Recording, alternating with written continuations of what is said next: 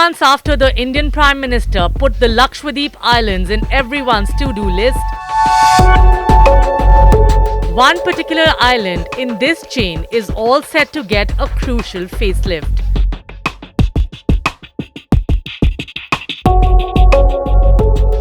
Welcome to Minicoy, the southernmost island in Lakshadweep. It's here on this tiny island, just 10 km long and 6 km wide,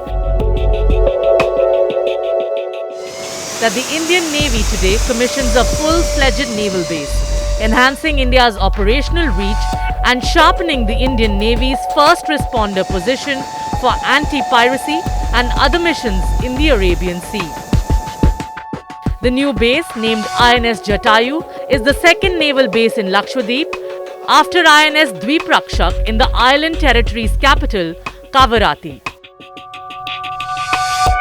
Minicoy is geographically nearer to the northern tip of Maldives than it is to the nearest Lakshadweep island or the Indian mainland, making it a valuable outpost and hugely extending India's operational surveillance capability, reach and sustenance for military forces.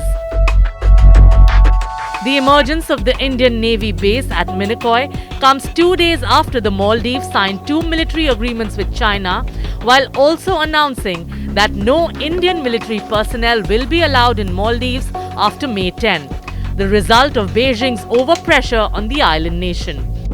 India has navigated the China-sponsored Maldivian belligerence with sobriety. When you say India is perceived as a big bully, big bullies don't provide $4.5 billion when the neighbors are in trouble. Big bullies don't supply vaccines to other countries when COVID is on, or make exceptions to their own rules to respond to food demands or fuel demands or fertilizer demands because some war in some other part of the world has complicated their lives.